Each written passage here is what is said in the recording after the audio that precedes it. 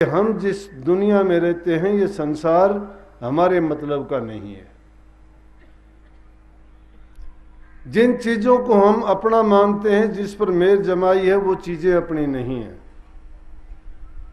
जब तक अज्ञान था तब तक उस अज्ञान के बस इस दुनिया को अपना मानते रहे, घर परिवार को अपना मानते रहे, भाई बंधुओं को अपना हितकारी मानते रहे।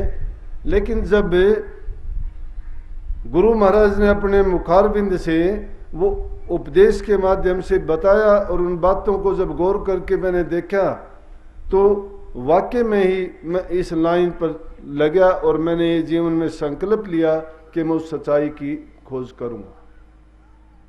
लेकिन वो सच्चाई की खोज इतनी आसान नहीं है। एक छोटी सी चीज को भी आप प्राप्त करने का प्रयास करते हो, उसके लिए आपको अनेक प्रकार की बाधाएं और कठिनाइयों को पार करना पड़ता है।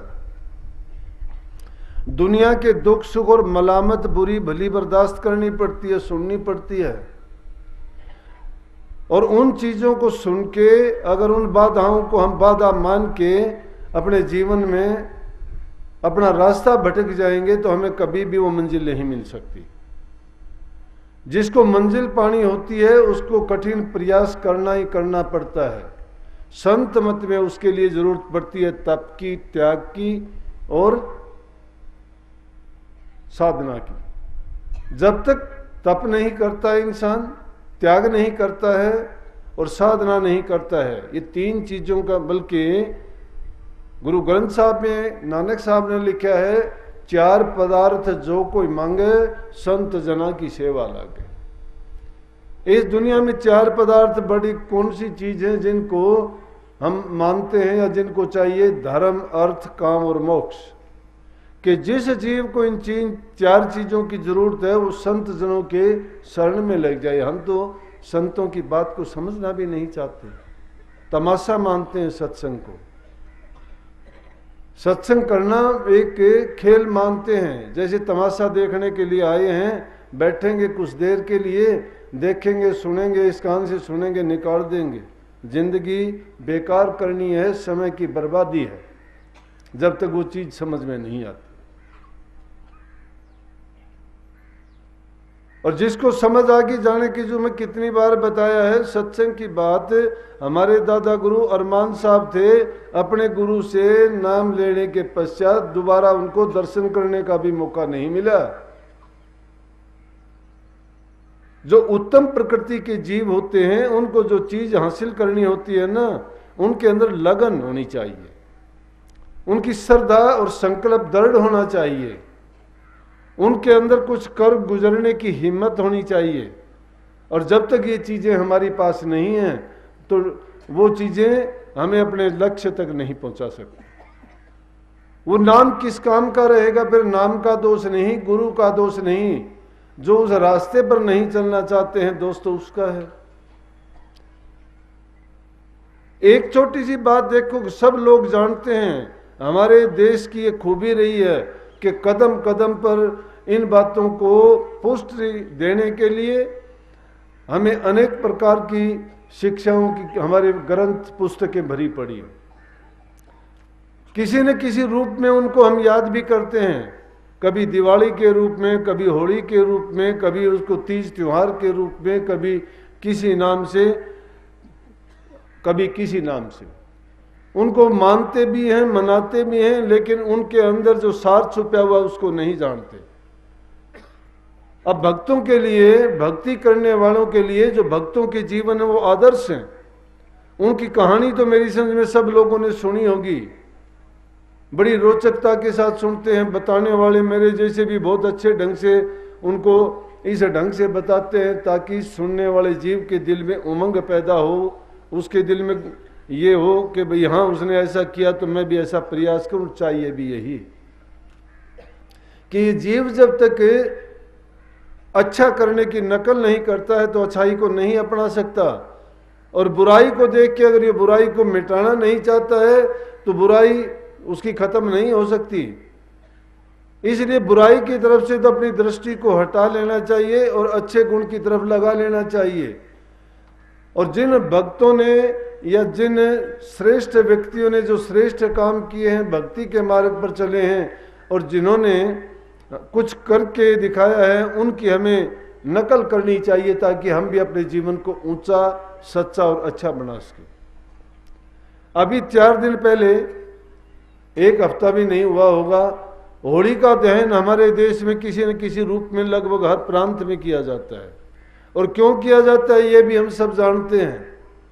सच्चाई के रास्ते पे चलने वाले को इतनी बाधाएं आती हैं, किसी भी भगत का, संत का, महापुरुष का जीवन उठा के देखो, लेकिन वो अपने रास्ते से कभी विचलित नहीं हुए, क्योंकि उनको पता था कि दुनिया में ये अड़चनें जो पैदा होंगी तुम्हारे रास्ते में, जो बाधाएं आएंगी, ये परीक्षा के रूप में है।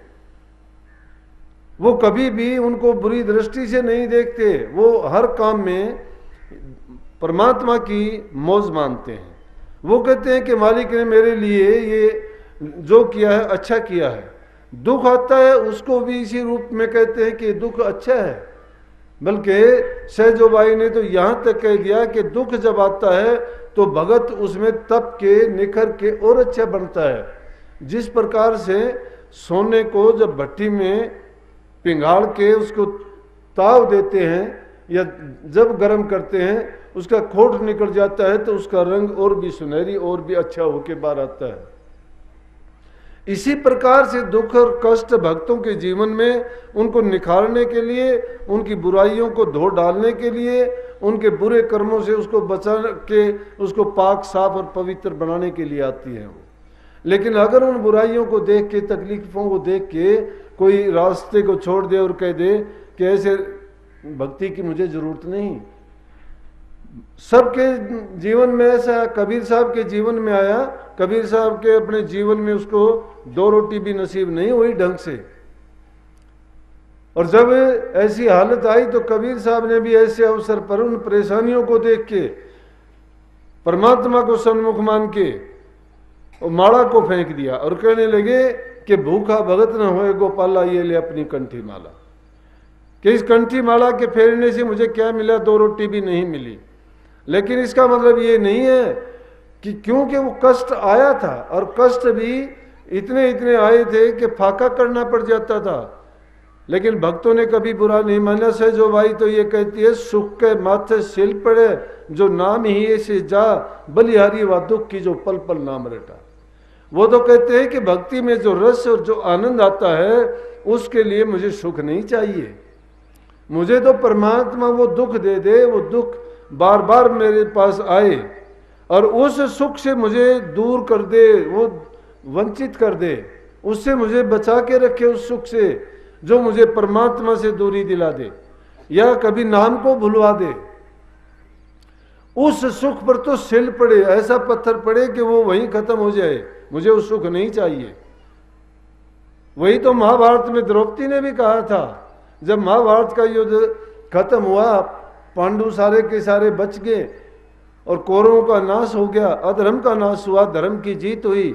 और जब कुंती ने सब कुछ करने के बाद कहने लगी कि अब मेरी आखिरी इच्छा है कि मैं कहीं तीर्थों पे जाके बैठ जाऊं, कृष्ण जी कहने लगे आप क्या कहते हो, सारी जिंदगी तो आपने दुख में बिताई है, अब आपके पुत्रों को राज मिला है, सुख का समय आया है, तो आप कहते हो कि तीर्थों पर चले जाएं, कि मुझे ऐसा सुख नहीं चाहिए जो मुझे राम के नाम से वंचित कर दे या मेरे मन बुद्धि पर ऐसा पर्दा डाल दे कि मैं भक्ति से दूर चली जाऊं। इसलिए भक्तों ने अगर कोई परेशानी कठिनाई आई ना, उसमें भी अच्छाई को खोजा, उसमें भी प्रभु की कृपा को उन्होंने वजन दिया कि ये सब प्रभु की कृपा है, मौज है और परमात्मा ने मेरे लिए ये तोहफा भेजा है। उन्होंने दुख को दुख नहीं माना और उसे और भी अच्छे होके आए।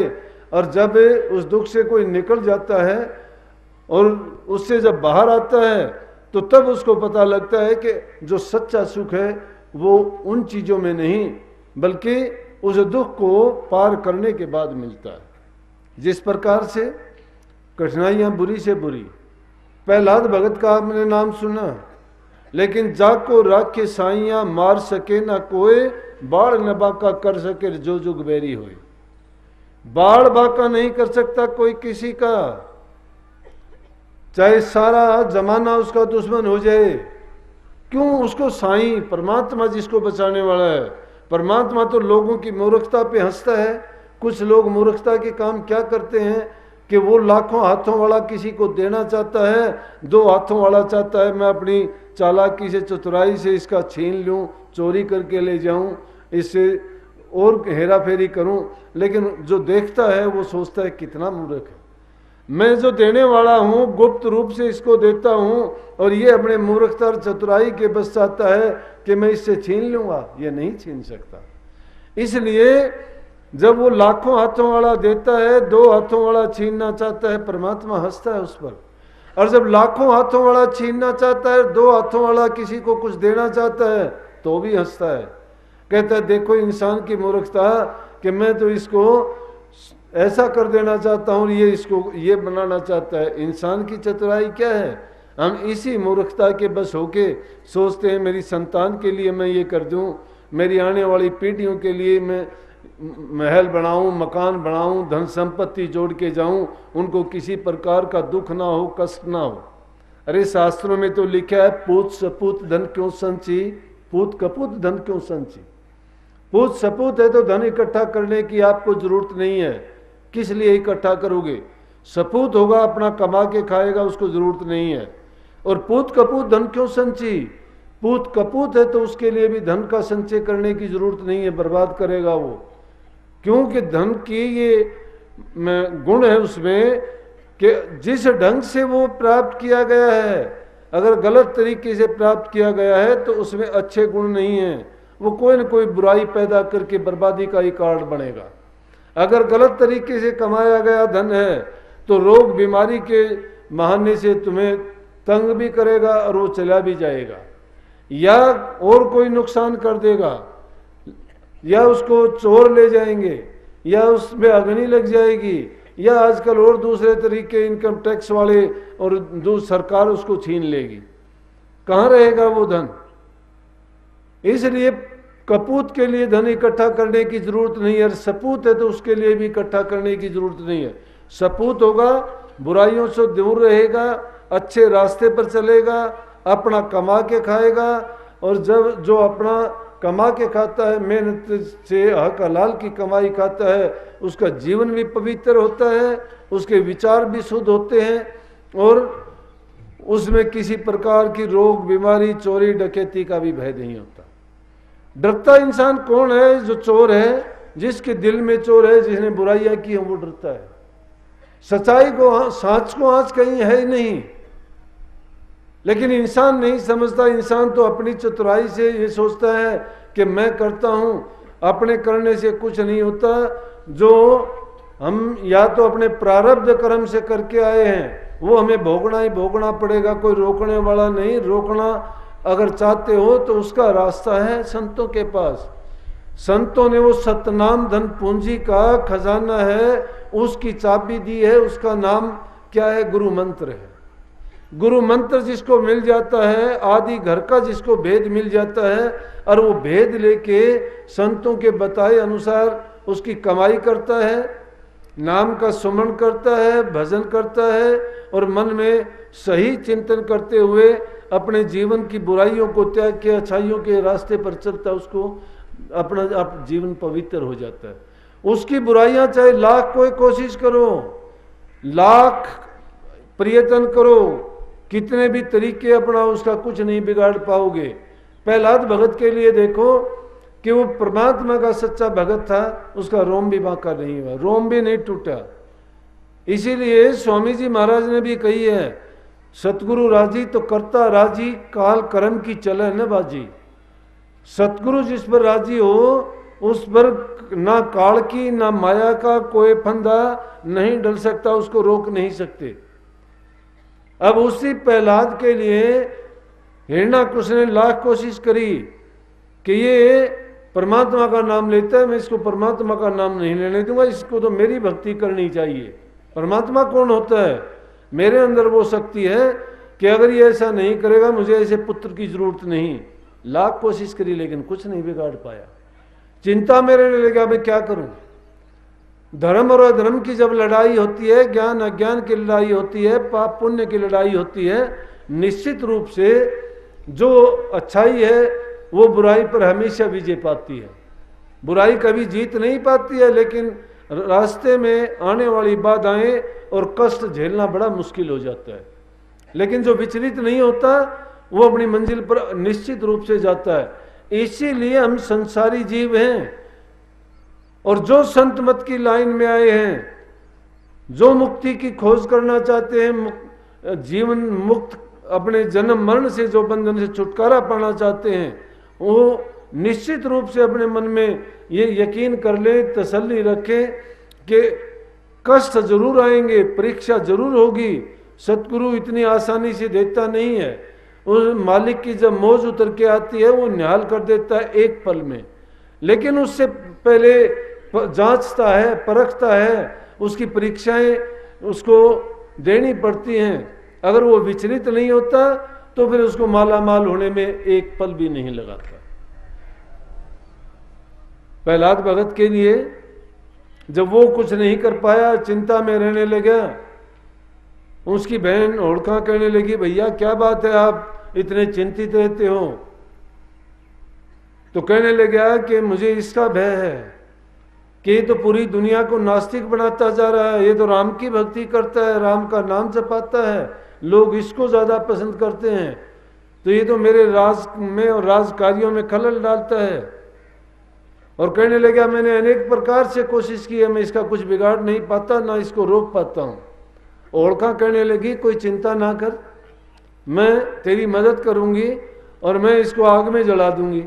वो कहने लगे, आग में आप कैसे जला दोगे? मैंने बहुत प्रयत्न किए हैं, मैंने इसके लिए अनेक ऐसे ऐसे काम किए, लेकिन ये हर चीज में से निकल के आ गया और इसका कुछ भी नहीं बिगाड़ पाए। कहने लगी कि मुझे एक चीर मिला हुआ है, मैंने वरदान में लोमस ऋषि से एक चीर प्राप्त किया था, उस चीर को ओढ़ के मैं अग्नि के अंदर बैठ जाऊंगी, इसको गोद में ले लूंगी, और जब अग्नि जारी होगी तो इसको मैं बाहर कर दूंगी, ये जल जाएगा और मैं बाहर जिंदा निकलाऊंगी, मेरा कुछ नहीं बिगड़ेगा। ऋषि जी का मेरे ऊपर आशीर्वाद है और उन्होंने मुझे वो चीर दिया था, ये बख्शीश है कि अग्नि मेरा कुछ नहीं बिगाड़ पाएगी। ओढ़का जब उसको अग्नि में लेके बैठ गई तो वही बात हुई ना, जिसको वो मालिक चाहता है बचाना और दूसरे लोग चाहते हैं उसको दुख देना। अरे जिसकी हम भक्ति करते हैं उसकी शक्ति संसार में, जो पूरी दुनिया को चलाने वाला है, जो 84 लाख योनि में सबको, कीट पतंगे हाथी तक के जानवरों की, सबकी रात दिन, पत्थर में रहने वाले कीड़े की भी संभाल करता है, सबको सब कुछ वो देता है, और उसके इशारे के बिना पत्ता तक नहीं हिलता, तो दूसरे लोग बिना बुद्धि की बात करते हैं कि उसके काम में दखल देके चाहते हैं कि हम ये करें, हम वो करें। हाँ, इंसान को ये आज़ादी जरूर दी गई है कि वो करनी करके उन तक पहुंच सकता है, ये रास्ता ही परमात्मा ने खोला था। इसीलिए परमात्मा ने इंसान को अपना रूप दिया। परमात्मा ने इंसान में बुद्धि सबसे ज्यादा देके उसको ये बता दिया कि अगर अपने बुद्धि को, अपने मन को ये सन्मार्ग पर लगा के अच्छी करनी करके अगर मुझे खोजेगा तो मैं इंसान के रूप में मिल सकता हूं, दूसरा कोई भी तरीका नहीं कि मिल सकूं। इसलिए 84 लाख के जो जीव हैं वो तो भटकते फिरते हैं, उनको कोई रास्ता नहीं है, जो जिस रूप में है उसी रूप में वो काम करते हैं। लेकिन इंसान को ये खूबी दी कि इंसान वो अच्छी करनी करके, प्रभु की भक्ति करके, माध्यम से अपनी कमियों को, गलतियों को निकाल के, जो भी हमें बुरी आदतें हमारे जीवन में लग चुकी हैं उन बुरी आदतों से निजात पाके अपने जीवन को सही रास्ते पर ले जा सके। क्या किया? जब वो बचाना चाहता है तो कौन उसका बिगाड़ देगा?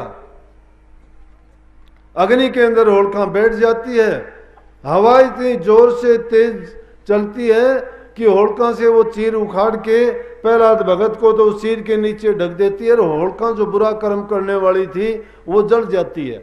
आज भी उस परिपाटी को हम अपने इस त्योहार को इस खूबी से मनाते हैं कि उसमें प्रहलाद भगत जो बनाते हैं उसको तो निकाल लेते हैं, बाकी का चारों तरफ का सामान जो है वो जड़ के भस्म हो जाता है।